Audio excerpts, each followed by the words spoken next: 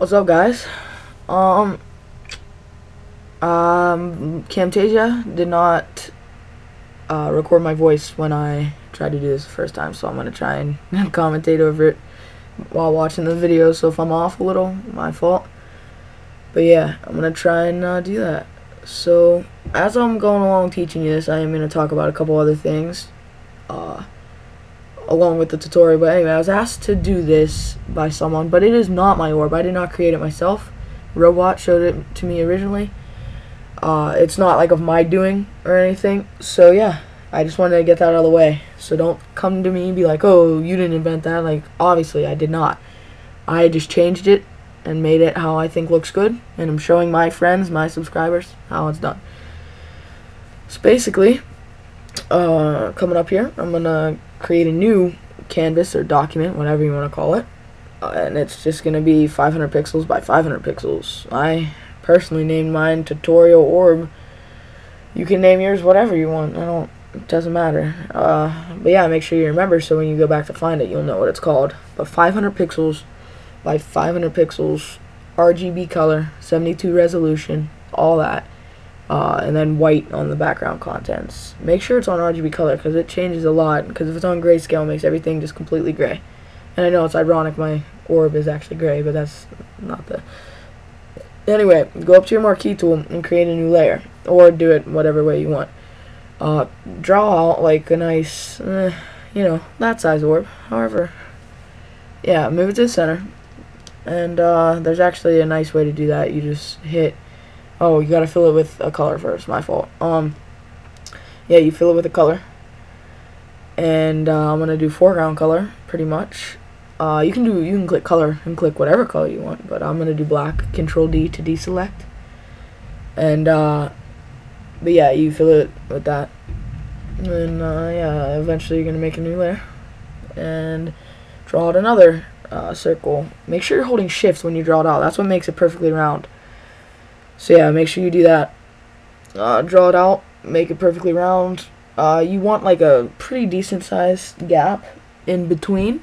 Not like that. That's a little too small, so I don't like that. So I'm gonna remake it right about there. You're gonna make sure that it's not too big of a circle around, but it's fairly big. And you're just going to fill that one with white, and then hit Control D to deselect. I like that, but I do need to center it. So go up to my Move tool. And click Control and click the layer behind it, and just hit horizontally align and vertically align. And it happened to be really close, so it you couldn't really see it. But yeah, then create a new layer. Now you are going to draw out another one. This one has to have has to have a little gap between the other one, and I'm gonna fill it with black. And then now that it has pixel selected, I'm just gonna Control T, and that's free transform. It's gonna make it right about there or so. You can change it after. This is all editable from here on out. Everything's editable. So yeah, I just want to say sorry that I'm like have a cold and everything, but yeah, double click the layer. Click on color overlay, not gradient, color.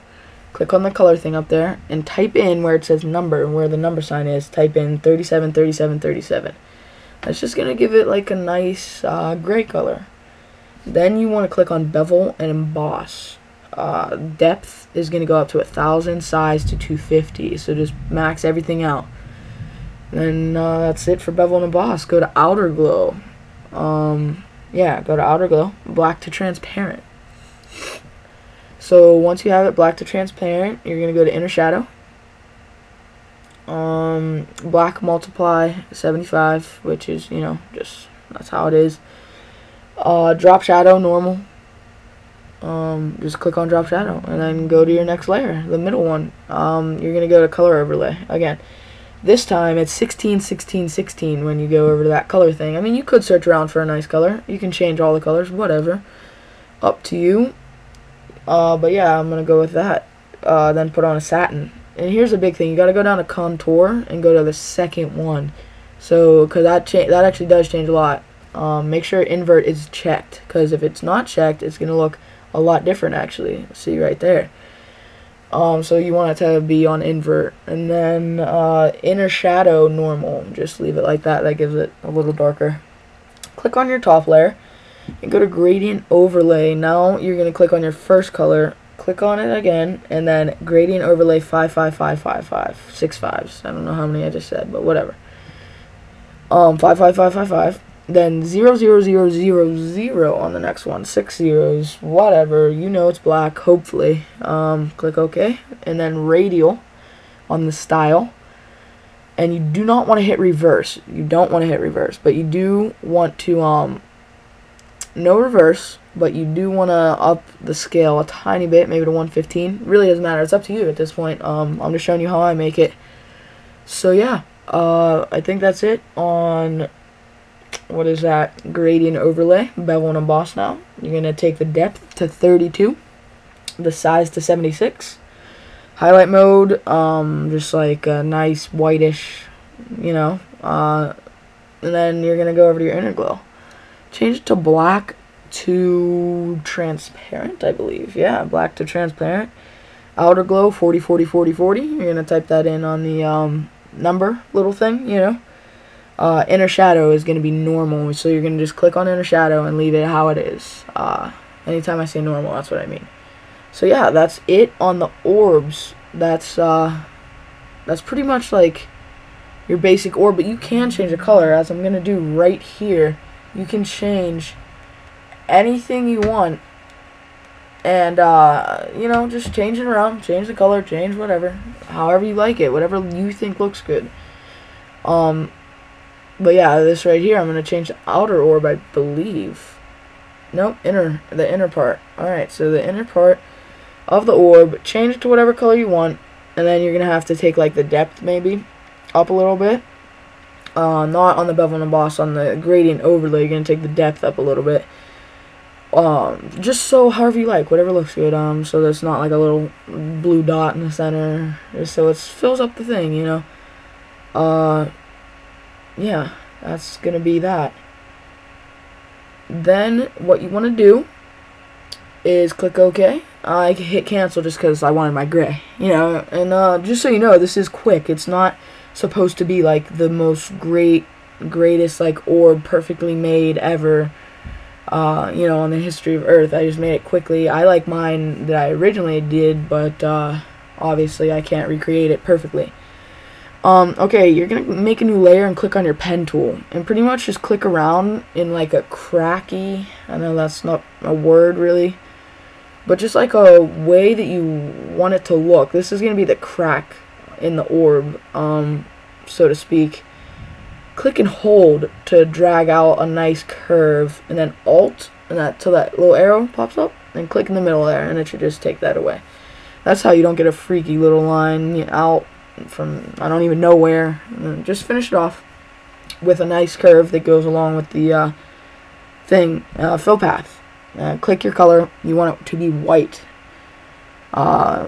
Once you have that, you delete the path, and then you click to overlay. You make sure it's overlay, and then go on to this bevel and emboss. Then take the size down to like 50, and then 3 pixels, not 23, 3.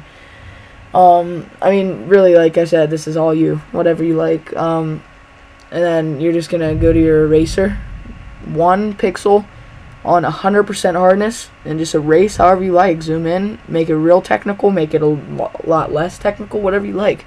That's going to make it look like it's cracked. And the other thing I forgot to mention, I am sorry, I'm commentating over this. I forgot to mention that you want to change the opacity down a little bit so it doesn't look so cheesy.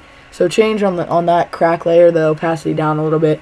But yeah, that's pretty much it. Now I just wanted to talk to you real quick about TST in my own page. If you want GFX, I don't know if anyone commented on TST's page, but especially on mine.